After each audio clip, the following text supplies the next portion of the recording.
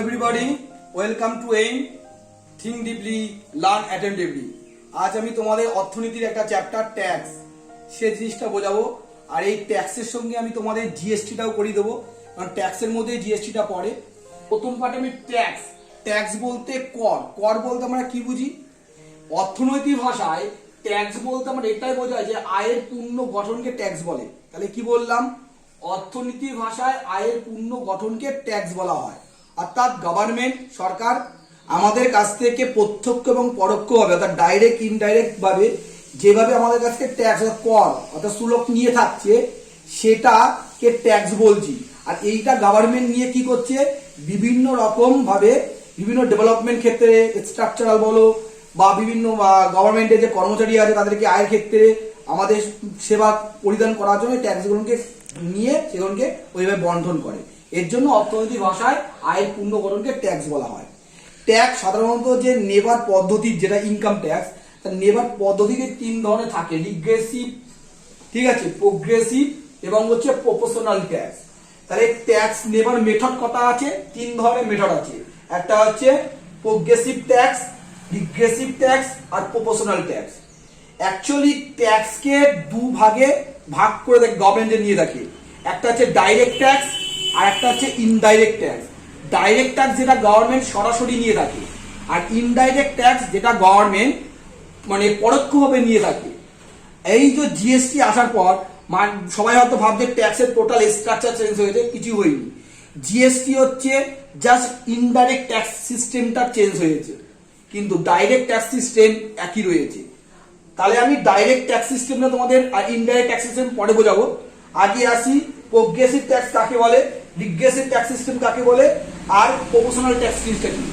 এই মেথডের ট্যাক্সগুলোকে আদায় করা হয় থাকে। মনে রেখো, এই প্রোগ্রেসিভ ট্যাক্স সিস্টেম এইটা আমাদের ভারতবর্ষে রয়েছে। এই প্রোগ্রেসিভ ট্যাক্স সিস্টেম কি হচ্ছে আমাদের দেশে রয়েছে।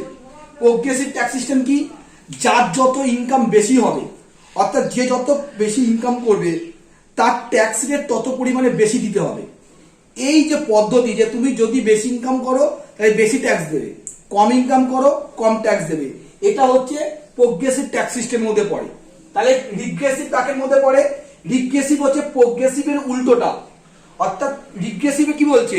তুমি যত বেশি ইনকাম করবে ট্যাক্স তোমাকে তত কম দিতে হবে, আর তুমি যত কম ইনকাম করবে ট্যাক্স তোমাকে তত বেশি দিতে হবে।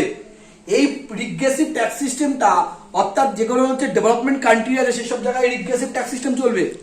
তাহলে দেখো, প্রোগ্রেসিভ আর রিগ্রেসিভ তোমাদের মনে হতে পারে যে এই রিগ্রেসিভ আর কি সিস্টেম? প্রত্যেকটার মধ্যে ভালো এবং মন্দ সবকিছু লুকিয়ে রয়েছে। প্রোগ্রেসিভ ট্যাক্স সিস্টেমের মধ্যে যেমন রয়েছে বেশি ইনকাম করলে বেশি ট্যাক্স দিতে হবে, কম ইনকাম করলে কম ট্যাক্স দিতে হবে। এতে যেমন কি হচ্ছে আয়ের একটা পূর্ণবন্টন হলেও কিন্তু দেখো যারা কম ইনকাম করছে তাদের মধ্যে কিন্তু আর উদ্বেগ আসছে না যে আমরা বেশি কি করে ইনকাম করব। কিন্তু অপরদিকে আপনি রিগ্রেসিভ ট্যাক্স দেখি, রিগ্রেসিভ বলছে একটা কম্পিটিশন বাড়াচ্ছে। তুমি কম ইনকাম করছো তাহলে তোমাকে বেশি ট্যাক্স দিতে হচ্ছে সরকারকে। তুমি যদি বেশি পরিমাণে ইনকাম করো তাহলে সরকারকে কম ট্যাক্স দিতে হবে। তার মানে অটোমেটিক তাদের মধ্যে ট্যাক্স কম দেওয়ার জন্য কি করবে? তারা কম ইনকাম ব্যক্তিরা তারা বেশি মানে ইনকাম করার চেষ্টা করবে, যার ফলে অটোমেটিক ভাবে দেশের ডেভেলপমেন্ট হবে। এটাই হচ্ছে রিগ্রেসিভ আর প্রোগ্রেসিভ ট্যাক্স। এছাড়া রয়েছে প্রপোর্শনাল ট্যাক্স। প্রপোর্শনাল ট্যাক্স কাকে বলে? সমানুপাতি, অর্থাৎ যেখানে যে সিস্টেমের ট্যাক্স সবার জন্য ইকুয়াল, সে তুমি বেশি ইনকাম করো কম ইনকাম করো সবার জন্য ইকুয়াল, সেটাকে বলা হচ্ছে প্রপোর্শনাল ট্যাক্স সিস্টেম। ক্লিয়ার করতে পেরে এবার আমরা জানবো যে ট্যাক্স যে সরকার গভর্নমেন্ট নিয়ে থাকে দুটো দাঁড়ায়, একটা হচ্ছে ডাইরেক্ট ট্যাক্স সিস্টেম আর একটা হচ্ছে ইনডাইরেক্ট। এই যে ডাইরেক্ট ট্যাক্স সিস্টেম এটা হচ্ছে প্রত্যক্ষ, অর্থাৎ সরকার সরাসরি আমাদের কাছ থেকে নিয়ে থাকে। আর এটা হচ্ছে ইনডাইরেক্ট ট্যাক্স সিস্টেম, যেটা হচ্ছে মানে পরোক্ষভাবে সরকার আমাদের কাছ থেকে ধার্য করে থাকে। তাহলে আজকে আমরা জানবো হচ্ছে ডাইরেক্ট ট্যাক্স সিস্টেমটা কি। ডাইরেক্ট ট্যাক্স সিস্টেম হচ্ছে সেই ধরনের প্রসেস যে প্রসেসে আমরা সরকারকে সরাসরি ট্যাক্স দিয়ে থাকি, ঠিক আছে, সেগুলোকে বলে ডাইরেক্ট ট্যাক্স সিস্টেম। এর মধ্যে কে কে পড়ে? যেমন income tax, security transaction tax, corporate tax, তারপরে পারকিউজাইট ট্যাক্স, ক্যাপিটাল গেইন ট্যাক্স। এই সমস্ত ট্যাক্সগুলো হচ্ছে পড়ে থাকে হচ্ছে তোমার ডাইরেক্ট ট্যাক্স সিস্টেমের মধ্যে। তাহলে এই যে ডাইরেক্ট ট্যাক্স সিস্টেমের মধ্যে পড়ে থাকে এর মধ্যে আমরা প্রথম জানবো ইনকাম ট্যাক্স। এই ইনকাম ট্যাক্স করার মেথডটা আমি তোমাদেরকে বলেছি প্রোগ্রেসিভ, রিগ্রেসিভ, প্রপোর্শনাল। আমাদের ভারতবর্ষে কোনটা রয়েছে? ইনকাম ট্যাক্সের সিস্টেম, যেটা হচ্ছে প্রোগ্রেসিভ ট্যাক্স সিস্টেম। যার আয় যত বেশি সে তত পরিমাণে ট্যাক্স দিয়ে থাকবে।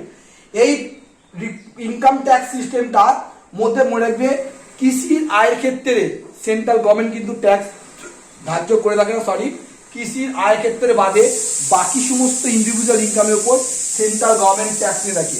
তাহলে পরীক্ষায় আসবে যে চাষির ইনকামের উপর ট্যাক্স ধার্য করে কে? স্টেট গভর্নমেন্ট করে থাকে। তাহলে ইনকাম ট্যাক্স ব্যাপারটা তোমরা বুঝতে পারলে। এবার চলে আসি, ইনকাম ট্যাক্স মানে বুঝতে পেরেছো, যেটা হচ্ছে আমরা সরাসরি ইনকাম করছি। এটা আরেকটা দুটো ভাগে পড়ে, একটা ডিসপোজাল ইনকাম বলে, একটা হচ্ছে ট্যাক্সেবল ইনকাম বলে। তাহলে what is the taxable income আর what is the disposal income? Taxable income হচ্ছে যে ইনকামটার মধ্যে ট্যাক্স ধার্য করা হয়ে থাকে, সেই ধরনের ইনকামকে ট্যাক্সেবল ইনকাম বলা হয়ে থাকে। ওকে। আর ডিসপোজাল ইনকাম কোনটা? যে ইনকামটা তুমি করলে সেই ইনকামের থেকে ট্যাক্স যেটা ধার্য করা সেটা বাদ দিয়ে দেওয়া হয়, বাদ দিয়ে যে ইনকামটা পড়ে থাকে সেটাই হচ্ছে ডিসপোজাল ট্যাক্স। ঠিক আছে। তাহলে যে ইনকামটার মধ্যে ট্যাক্স ধার্য রয়েছে সেটা ট্যাক্সেবল ইনকাম, আর যেটার মধ্যে ট্যাক্সটাকে বাদ দিয়ে যে ইনকামটা পড়ে থাকে ডিসপোজাল ইনকাম পড়ে থাকে, সেটা আমি তোমাদের ট্যাক্সের মধ্যে বোঝালাম। এবার চলে আসবো সিকিউরিটি ট্রানজাকশন ট্যাক্স, যেটাকে এসটিটি বলা হয়। এই সিকিউরিটি ট্রানজাকশন ট্যাক্স কোনটা? যেটা হচ্ছে স্টক এক্সচেঞ্জের ওপর শেয়ার কেনা বেচার ওপর গভর্নমেন্ট যে ট্যাক্সটা ধার্য করে থাকে সেটাই সিকিউরিটি ট্রানজাকশন ট্যাক্স, এবং এটা একটা ডাইরেক্ট ট্যাক্স সিস্টেমের মধ্যে পড়ে। নেক্সট হচ্ছে কর্পোরেট ট্যাক্স। দেখো কর্পোরেট ট্যাক্স ইনকাম ট্যাক্সের মধ্যে কতটা মিল আছে?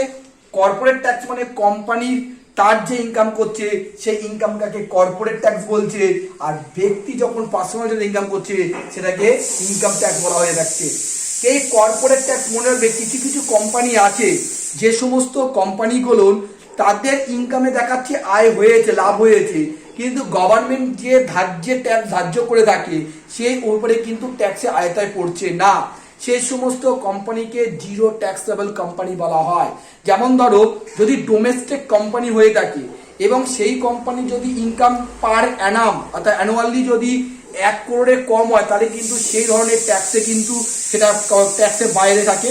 আর যদি 1 করোড়ে যদি ওভার হয়ে যায় তাহলে সেক্ষেত্রে কিন্তু তোমার ট্যাক্সে আয়তায় পড়বে। আর এটা ইন্টারন্যাশনাল কোম্পানির ক্ষেত্রে আলাদা পার্সেন্টেজ হয়ে থাকে। তাহলে এরকম যে ট্যাক্সেবলও যখন পড়ছে না, গভর্নমেন্টের ট্যাক্সের খাতা যখন এদের আয়টা ট্যাক্সের মধ্যে আসছে না কর্পোরেট ট্যাক্সের, তখন তাকে জিরো ট্যাক্সেবল কোম্পানি বলা হয়। এর জন্য এরা ট্যাক্সের বাইরে থাকছে, তখন সরকার দেখছে এদের ইনকাম হচ্ছে কিন্তু ট্যাক্সের আয়তা আসছে না, তাই এদের থেকে একটা ন্যূনতম ট্যাক্স ধার্য করে, এবং সেই সিস্টেমটাকে বলা হচ্ছে ম্যাট। ম্যাট একটা সিস্টেম এরা নিয়ে থাকে। তাহলে ম্যাট কি? একটা ট্যাক্স, জিরো ট্যাক্স কোম্পানির থেকে আয়তা পড়ে তাদের থেকে ট্যাক্স ধার্য করে। তাহলে কর্পোরেট ট্যাক্সটা বুঝবে। এবার বলছে পারকিউজাইট ট্যাক্স। পারকিউজাইট ট্যাক্সটা কি? এই যে বড় বড় কোম্পানিগুলো তাদের যে বড় যে এমপ্লয়ি যারা আছে সে এমপ্লয়িকে বিভিন্ন রকম হাউস, বাড়ি, ঘর ইত্যাদি তোমাদেরকে কি করছে, যে তোমার গিফট হিসেবে দিচ্ছে, তার উপর যখন গভর্নমেন্ট ট্যাক্স বসাচ্ছে সেগুলোকে বলা হচ্ছে পারকিউজাইট ট্যাক্স, এবং এটি একটা হচ্ছে ডাইরেক্ট ট্যাক্স সিস্টেমের মধ্যে পড়ছে। এরপর চলে আসি ক্যাপিটাল গেইন ট্যাক্স। এই ক্যাপিটাল গেইন ট্যাক্স দু ভাগে ভাগ করা হয়। ক্যাপিটাল গেইন ট্যাক্স দুটো পার্ট আছে, একটা হচ্ছে short term capital gain tax আর একটা হচ্ছে long term capital gain tax. তাহলে কখন বুঝবো কোনটা শর্ট টার্ম কোনটা লং টার্ম? আগে জানি ক্যাপিটাল গেইন ট্যাক্স কাকে বলে। ক্যাপিটাল গেইন ট্যাক্স হচ্ছে যে প্রপার্টি অর্থাৎ সম্পত্তি বা কোনো টাকা তুমি যখন ট্রানজাকশন করছো বা কোনো প্রপার্টি তুমি যখন কিনছো, ঠিক আছে, কিনছো, কিনে বিক্রি করছো, তার উপর যে গভর্নমেন্ট যে ট্যাক্স বসাচ্ছে সেটাই হচ্ছে ক্যাপিটাল গেইন ট্যাক্স, অর্থাৎ ক্যাপিটাল মানির উপর।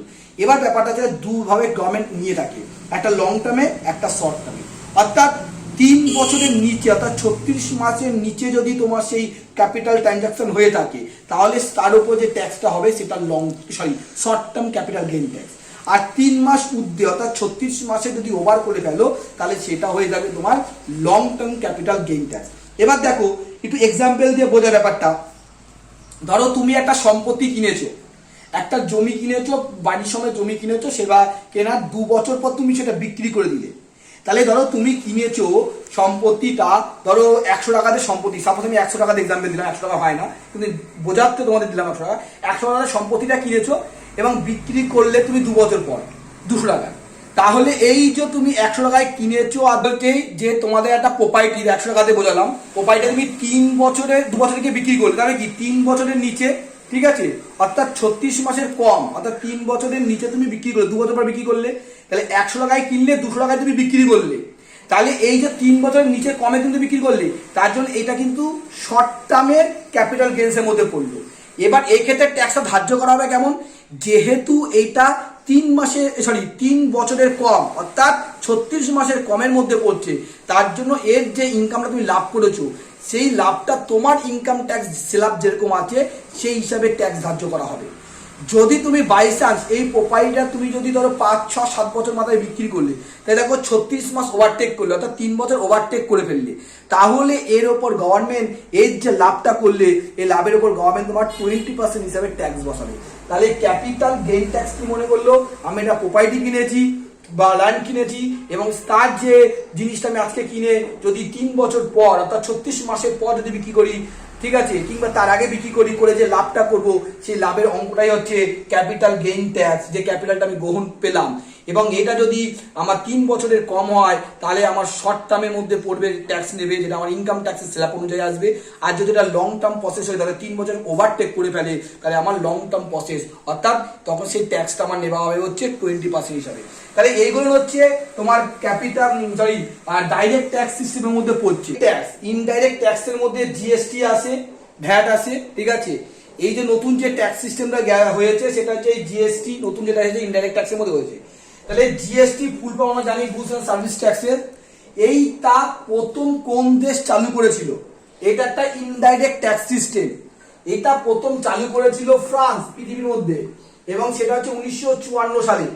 তাহলে কি বললাম, জিএসটি প্রথম চালু করেছে ফ্রান্স 1954 সালে। তাহলে ভারতে এটা চালু হয়েছিল 1 জুলাই, ঠিক আছে, 2017 সালে, অথবা হচ্ছে মিড নাইট অর্থাৎ 30 জুনের মিড নাইট 2017 সালে। ভারতে প্রথম কোন রাজ্যে জিএসটি চালু হয়, ভারতে প্রথম জিএসটি হয়ে থাকে আসাম। ভারতের প্রথম জিএসটি কোন রাজ্য হয়েছিল, আসামে হয়েছিল। এ পর্যন্ত ক্লিয়ার করতে পেরেছি জিএসটি জিনিসটা কি, প্রথম কে চালু করেছিল দেশ, আর ভারতে কবে হলো। এই যে জিএসটি, ভারত কোন মডেলে জিএসটি আছে, ভারতে যে মডেলটা রয়েছে ডুয়েল সিস্টেম জিএসটি, অর্থাৎ যেখানে সেন্ট্রাল এবং স্টেট অথবা ইউটি অর্থাৎ ইউনিয়ন টেরিটরি, যেখানে দুটো মানে মাধ্যমে জিএসটি নিয়ে থাকবে, তাই ডুয়েল সিস্টেম ডবল জিএসটি বলতে পারো। এই জন্য এটা কোন মডেল, ব্রাজিল অথবা কানাডার মডেলের উপরে এই জিএসটি বেসটা ভারতে তৈরি হয়েছে। পরীক্ষা দিলে কানাডা অথবা হচ্ছে তোমরা ব্রাজিলের কথা মনে করতে পারো। আমেন্ডমেন্ট অ্যাক্ট, দেখো আমেন্ডমেন্ট অ্যাক্ট আর আমেন্ডমেন্ট বিল দুটো ভালো করে বুঝবে। যদি আমেন্ডমেন্ট বলে, আমেন্ডমেন্ট অ্যাক্ট হয়েছিল 2016 সালে 101তম আমেন্ডমেন্ট জিএসটি, আর যদি আমেন্ডমেন্ট বিল বলে তাহলে 122তম। এবার ব্যাপারটা কি দেখো, আমেন্ডমেন্ট বিল আর আমেন্ডমেন্ট যেটা জিনিসটার মধ্যে যে যে কাগজপত্রের ডকুমেন্টে লিখে যেটা পার্লামেন্টে পেশ করা হচ্ছে সেই যে বিল নাম্বার ওগুলোকে বলা হয় আমেন্ডমেন্ট বিল। সেই বিলটা যদি পাস হয়ে রাষ্ট্রপতি হয়ে যদি সেটা সংশোধন হয়ে যায় তাহলে সেটা আমেন্ডমেন্ট বলবো। আর যদি সংশোধন না হয় তাহলে সেই বিলটা পড়ে রইলো, তাহলে সেটা কিন্তু নেক্সট আবার যখন তুলে ধরা হবে পার্লামেন্টে পেশ করা হবে তখন যদি সাপোজ ধরো 1 নম্বর বিল বাতিল ফেল হলো, পাস হলো না, তাহলে নেক্সট আবার যদি বিলটা তোলা হয় তার মাঝখানে কোনো বিল না তোলা হয় তাহলে সেই বিল নাম্বারটা হয়ে যাবে কত, 2। সেম ভাবে এরকম 122তম বিলে গিয়ে জিএসটি বিলটা পাস করেছিল, করে যে আইনে পরিণত হলো আমেন্ডমেন্ট হলো তখন সেটা হলো 101তম আমেন্ডমেন্ট। তাহলে যদি বলে আমেন্ডমেন্ট বিল নাম্বার কত 122, আমেন্ডমেন্ট বিল বললাম, আর আমেন্ডমেন্ট মানে সংশোধন হচ্ছে 101, এটা 2016 সালে হয়েছে। নেক্সট এইটা হচ্ছে এই যে আমেন্ডমেন্ট হয়ে গেল এবং সেটা 17 সালে ভারতে চালু হলো। এটা হচ্ছে মনে রাখবে চালু হয়েছিল মিড নাইট সেশন বলা হয়, 5th মিড নাইট সেশন, 5মতম মধ্যরাত্রির বৈঠক বা সেশন, ঠিক আছে। পঞ্চম কেন বলছি, তাহলে এর আগে 4টে হয়েছে, 4টে কি, প্রথম যে ফার্স্ট যে মিড নাইট সেশন ছিল সেটা আমাদের ভারতবর্ষ স্বাধীন হয়েছিল 14-15 আগস্টের মধ্যরাতে, এবং সেকেন্ড যেটা হয়েছিল আমরা জানি যখন সিলভার জুবিলেন্ট যখন হয় ভারতের স্বাধীনতা। এরপরে তৃতীয় যেটা হয়েছিল সেটা হচ্ছে আমাদের ভারত ছাড়া আন্দোলন 50 বছর যখন পূর্তি লাভ করলো। এবং চতুর্থ যেটা হয়েছিল যেটা আমাদের স্বাধীনতা দিবস 1997 সালে তোমার গোল্ডেন জুবিলিয়েন্ট যখন পেলো। এবং পঞ্চমতম যেটা হচ্ছে মিড নাইট সেশন সেটা হচ্ছে জিএসটি। মনে রাখবে পঞ্চমতম মিড নাইট সেশন হচ্ছে জিএসটি। জিএসটি কে কন্ট্রোল করার জন্য জিএসটি কাউন্সিল আছে, যেটা ধারা আছে কত নম্বর ধারায় 279 নম্বর এ নম্বর ধারায় জিএসটি রয়েছে, ঠিক আছে। এবং জিএসটি কি কি রেটে নেয়? জিএসটি 0%, যে কোনো হচ্ছে এসেন্সিয়াল প্রোডাক্ট যেমন দুধ বলো, তারপরে ধরো দুধ শাকসবজি এই সমস্ত যে নিত্য প্রয়োজনীয় জিনিস আমাদের এগুলোকে জিএসটি আন্ডারে রাখিনি। তারপরে হচ্ছে একটু বেশি প্রয়োজন যেটা 5%, 12%, 18% এবং সর্বোচ্চ এরকম ভাবে জিএসটি 28% পর্যন্ত নিয়ে থাকে। যেগুলো জিএসটি আন্ডারে নেই, নট আন্ডার দ্য জিএসটি, যেমন alcohol, petroleum, crude oil, gas, natural gas, electricity, etc কিন্তু জিএসটির মধ্যে এখনো আনা হয়নি। এগুলো কিন্তু জিএসটি কাউন্সিল কি করেছে, টেম্পোরারি হিসেবে রেখেছে, এগুলো পরবর্তীকালে জিএসটির মধ্যে আসবে। ক্লিয়ার? এবার দেখো জিএসটি কি টাইপ। দেখো আমি কিন্তু তোমাদের জিএসটির প্রেসিডেন্ট কে, ভাইস প্রেসিডেন্ট কে, সিইও কে এগুলো আমি বললাম, অমিতাভ কান্ত, রাজীব কুমার, এই নামগুলো তোমরা কারেন্ট অ্যাফেয়ার্স হিসাবে তোমরা পড়ে নেবে। হ্যাঁ, ওগুলো করলে ভিডিও খুব লেন্দি হয়ে যাবে, আমি বললাম আমি জাস্ট জিএসটি ফরম্যাটটা তোমাদেরকে বোঝাই। এগুলো হচ্ছে খুব ইম্পর্টেন্ট জিনিসগুলো দেখে নেবে। এবার জিএসটি টাইপ দেখো, সিজিএসটি আছে, এসজিএসটি আছে, ইউটি জিএসটি আছে, আর আইজিএসটি আছে। তাহলে হোয়াট ইজ দিস? এগুলো কি? দেখো সিজিএসটি, সি ভর হচ্ছে সেন্ট্রাল, তাহলে মানে কি হচ্ছে যে জিএসটি সেন্ট্রাল গভর্নমেন্ট কালেক্ট করছে। এস মানে স্টেট, যেটা স্টেট গভর্নমেন্ট করছে। ইউটি মানে হচ্ছে ইউনিয়ন টেরিটরি, যেটা কেন্দ্রশাসিত অঞ্চল কালেক্ট করছে। আইটি জিএসটি আর একটা হচ্ছে ডেস্টিনেশন, ঠিক আছে। এটা বোঝাচ্ছি পরে, আগে এগুলো বোঝাই। দেখো কোনো একটা জিএসটি হচ্ছে কোনো একটা প্রোডাক্ট। আগে কি হতো, ভারতবর্ষে ট্যাক্স সিস্টেমগুলো এক একটা রাজ্যে এক এক রকম ছিল, যেগুলো জিএসটির মাধ্যমে চলে এসেছে। সেই কারণে সেই সমস্ত প্রোডাক্টগুলো কিন্তু জিএসটি কিন্তু এক, অর্থাৎ তুমি পশ্চিমবঙ্গে কিনবে, গুজরাটে কিনবে, কিন্তু যেমন যদি জিএসটি আন্ডারে থাকে তাহলে কিন্তু একই ট্যাক্স সিস্টেমের মধ্যে পড়বে, জিনিসটার দাম একই পড়বে। যার ফলে কি হচ্ছে, যার ফলে কিন্তু জিনিসের দামটা বাড়ছে না, ঠিক আছে। এর জন্য কি হয়েছিল দেখো, যদি জিএসটির আগে দেখি তাহলে দেখো পশ্চিমবঙ্গ আমাদের বেশ আগে কিন্তু শিল্পায়ন, ইন্ডাস্ট্রি, অনেক কিছু কারখানা ছিল, কিন্তু আস্তে আস্তে বন্ধ হয়ে চললো। এগুলো সব বেশি ভারতের কোন রাজ্যে গেছে, গুজরাটে চলে গেছে, মহারাষ্ট্রে চলে গেছে, বড় একটা ডিসক্রিমিনেট ক্রিয়েট হয়ে গেছে। এই ডিসক্রিমিনেট হয়ে যাওয়ার কারণটা কি ছিল, জিএসটি ছিল না। যার ফলে কি হতো, ওই সমস্ত রাজ্যগুলো একটু ধনবান ছিল, তারা বলতো আমাদের রাজ্যে যদি কোম্পানি বা কারখানা যদি শিল্প করা হয় তাহলে আমরা কম পরিমাণে ট্যাক্স নেবো। এই বেনিফিটটা পেতো। যার পরে আমাদের ওয়েস্ট বেঙ্গল গভর্নমেন্ট বা আদার্স যে সমস্ত সরকার আছে তারা জিএসটি বেশি পরিমাণে নিত। কোম্পানি তার ফায়দার জন্য কি করেছে, ওই সমস্ত রাজ্যে গিয়ে তাদের ঘাটিগুলো মানে কারখানাগুলো গঠন করেছে, যার ফলে রাজ্যগুলো হয়েছে। কিন্তু এখন জিএসটি হওয়ার পরে সব জায়গায় কিন্তু ট্যাক্স লেভেল সমান, যদি সেটা জিএসটির মধ্যে পড়ে তাহলে সেক্ষেত্রে কি হবে, এখন কিন্তু আস্তে আস্তে কোম্পানি কিন্তু এখন আর এই রাজ্য এই রাজ্যে ছড়াছড়ি করবে না, সে যে রাজ্যে তার বেনিফিট হবে সে রাজ্যেই করবে। এতে কিন্তু জিএসটির প্রভাবটা আমরা এখন বুঝতে পারছি না অতটা, কিন্তু আগামী আমাদের জেনারেশন কিন্তু জিএসটির পরে এই ডিসক্রিমিনেটটা থাকবে না। যেমন ধরো এখন কোম্পানি যদি মনে করে গুজরাটে আমার যে মালটা তৈরি করে আমি পশ্চিমবঙ্গে বিক্রি করব, তাতে পশ্চিমবঙ্গে যদি বিক্রি করতে গেলে আমার এই ট্রান্সপোর্টিং একটা খরচা লাগছে, তাহলে হিউজ পরিমাণে ট্রান্সপোর্ট আমার খরচা চলে যাচ্ছে। তাহলে সেক্ষেত্রে যদি পশ্চিমবঙ্গেও বিক্রি করলে আমার গভর্নমেন্টকে যে ট্যাক্স দেবো, আমি গুজরাটে তৈরি করে সেগুলো করে সেই ট্যাক্সই দেবো। তাহলে কেনই না আমি পশ্চিমবঙ্গে আর একটা কারখানা ছোটোখাটো করে ফেলি, তাহলে সেক্ষেত্রে আমার ট্রান্সপোর্টের খরচাটা বেঁচে যাবে। তাহলে কোম্পানি এইভাবে আস্তে আস্তে কি করে বিস্তার রাখ করবে প্রত্যেকটা রাজ্যের তার রিকোয়ারমেন্ট অনুযায়ী। তাহলে সেক্ষেত্রে কি হবে, জিএসটি আন্ডারে এসে তাহলে কিন্তু একটা সমবন্টনময় ক্রিয়েট হচ্ছে।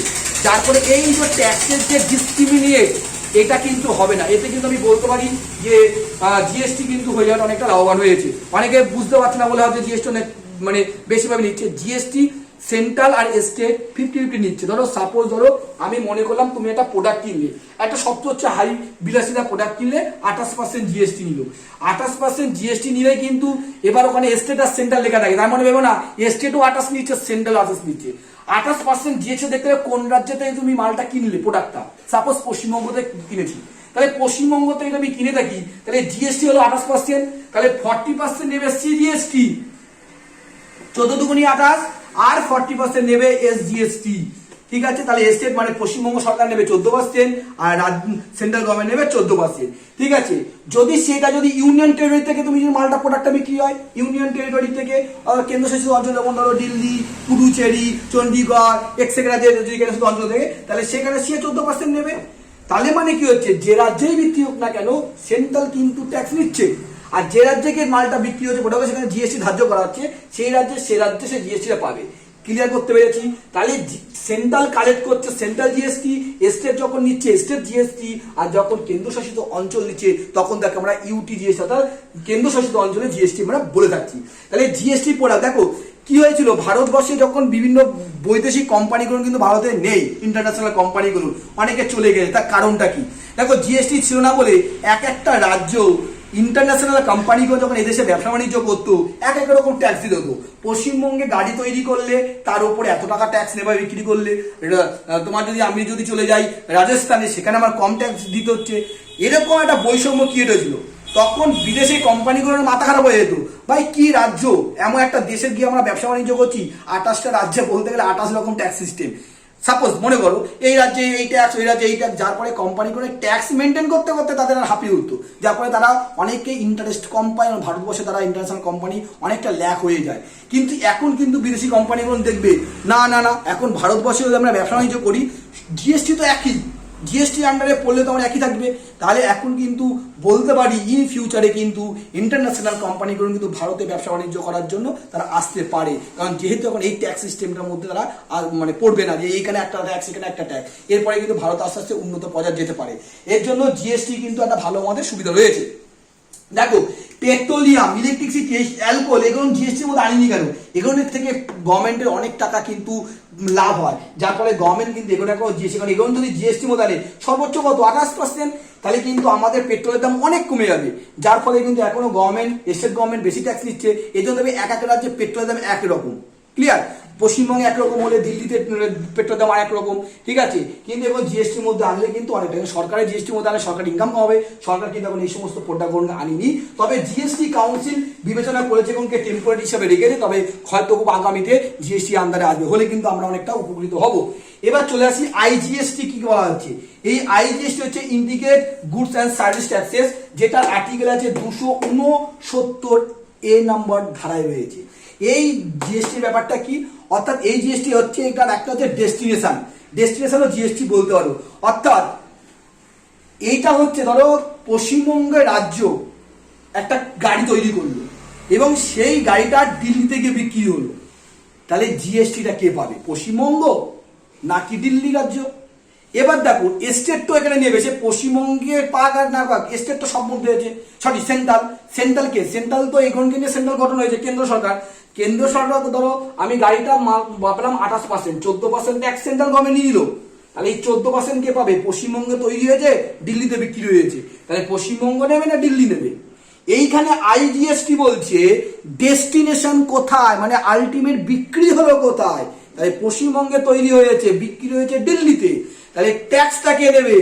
দিল্লি নেবে। তাহলে এই 28% ট্যাক্স 14% পেয়ে গেল সেন্ট্রাল গভর্নমেন্ট, আর 14% পেয়ে যাবে দিল্লি ইউটি জিএসটি পেয়ে গেল। তাহলে কি হলো? তাহলে কিন্তু এখানে পশ্চিমবঙ্গ চুপচাপ করে দাঁড়িয়ে থাকবে, যা বাবা বানালাম আমি, ট্যাক্স পেলো দিল্লি। সেম ওয়েতে এটা কেন করা হলো? তাহলে ডেস্টিনেশন ওখানে গিয়ে বিক্রি হয়েছে, অর্থাৎ সেই রাজ্য ইনকাম পেলো, একেই বলা হচ্ছে ডেস্টিনেশন বা আইজিএসটি। অর্থাৎ যে আগে আলটিমেট গন্তব্যস্থল যেখানে গিয়ে বিক্রি হলো সেই রাজ্য সেই ট্যাক্সটা পাবে, আর সেন্ট্রাল তো সবকিছুর মধ্যেই নিচ্ছে, তাহলে এইটাকে বলা হচ্ছে আইজিএসটি। ক্লিয়ার করতে পেরেছি? তাহলে জিএসটি ম্যাটারে যত রকম কোশ্চেন হয় আমি তোমাদের বেসিকটাকে কনসেপ্টটাকে দিয়ে দিলাম, তোমরা যে কোনো বই থেকে পড়ে নিও। এবং জিএসটি বললাম ভাইস প্রেসিডেন্ট সিইও, এগুলো তোমরা অমিতাভ কান্ত, রাজীব কুমার, এদের নামগুলো তোমরা পেবে, জানো তোমরা পড়াশোনা করছো আশা করি। এছাড়া হচ্ছে ভ্যালু অ্যাডেড ট্যাক্স, জিএসটির মধ্যেও কিন্তু ভ্যালু অ্যাডেড ট্যাক্স আছে, GST value added tax VAT জিনিসটা প্রথম কিন্তু ভারতবর্ষে হরিয়ানাতে চালু হয়েছিল, মনে রাখবে। আর জিএসটি যদি বলে তাহলে আসাম, জিএসটি ভারতের কোথায় হয়েছে? আসামে। আর ভ্যাট ভারতের কোথায় হয়েছে? তাহলে কিন্তু হরিয়ানা হয়েছিল। ভ্যাট হচ্ছে বিভিন্ন স্তরে সম্পূর্ণ মূল্য নির্ধারণ হয়েছে স্টেপ অনুযায়ী, যে ট্যাক্স নির্ধারণ করা হয় তাকে ভ্যাট বলে। ভ্যালু অ্যাডেড মানে কি? প্রত্যেকটা মূল্য নির্ধারিত হিসাবে প্রত্যেকটা স্তরে। ঠিক আছে, তোমরা পড়ে নেবে। এবার তোমাদের মধ্যে যে ট্যাক্সের আমি 3টে পার্টে ভিডিও বানিয়েছি, আর একটা বানালে ভালো হয়, যদি সময় থাকে আমি বানাবো, আর না হলে যেটা হচ্ছে তোমরা বই থেকে পারলে পড়ে নিও, যেটা পরীক্ষায় বহুবার দেয়। কি ধরনের, যে কোন ট্যাক্সটা সেন্ট্রাল গভর্নমেন্ট কালেক্ট করে, কোন ধরনের ট্যাক্স হচ্ছে স্টেট গভর্নমেন্ট করে। যেমন তোমাকে বললাম যে ইনকাম ট্যাক্স কে নিচ্ছে, সেন্ট্রাল গভর্নমেন্ট, কিন্তু ওখানে কিন্তু চাষির ওপর ইনকাম ট্যাক্স কিন্তু সেন্ট্রাল গভর্নমেন্ট নেয় না, ওটা বাদে। আবার চাষি কৃষক যে আয় করে তার উপর ইনকাম ট্যাক্স কে নেয়, স্টেট গভর্নমেন্ট। যেমন সম্পত্তি কর, কৃষি সম্পত্তির উপর কিন্তু কর ট্যাক্স ধার্য করে না সেন্ট্রাল গভর্নমেন্ট, ওটা কৃষি সম্পত্তি বাদে। আর কৃষি সম্পত্তির উপর কর ট্যাক্স ধার্য কে করছে, আমাদের স্টেট গভর্নমেন্ট বা বিভিন্ন সম্পত্তি কর লোকাল বডি নিয়ে থাকে। ক্লিয়ার, লোকাল বডি মানে যেটা পঞ্চায়েত এরিয়া, পঞ্চায়েত, যেটা কর্পোরেশন বা মিউনিসিপ্যালিটি এরিয়া, সেখানে সে নিয়ে থাকছে। বিত্তীয় কার কে নিয়ে থাকে, স্টেট গভর্নমেন্ট বিত্তীয় কাজ নিয়ে থাকে। ঠিক আছে, কর্পোরেট ট্যাক্স কে ধার্য করে থাকে, স্টেট গভর্নমেন্ট নিয়ে থাকে। তাহলে এই যে ব্যাপারগুলো রয়েছে, কোন ট্যাক্স কোন সরকার কালেক্ট করছে, স্টেট কোনটা করছে, সেন্ট্রাল করছে, খুবই পরীক্ষা ইম্পর্টেন্ট, যে কোনো পরীক্ষা। যাতে তোমরা এটা বই থেকে পড়ে নিও, না পারলে আমি নেক্সট একটা ভিডিও বানাবো, শর্ট টাইমে দিকে লিখবো এটা স্টেট নয়, এটা সেন্ট্রাল নয়। ওকে, তাহলে আজকে ভিডিও এই পর্যন্ত রাখলাম। আশা করি তোমাদের এই ভিডিওগুলো দেখে উপকৃত হয়। তাহলে চ্যানেলটাকে সাবস্ক্রাইব করো যারা করুনি, আর পারলে শেয়ার করো। ঠিক আছে, ওকে, টাটা, বাই, আবার দেখা হবে নতুন একটা তোমাদের ভিডিও।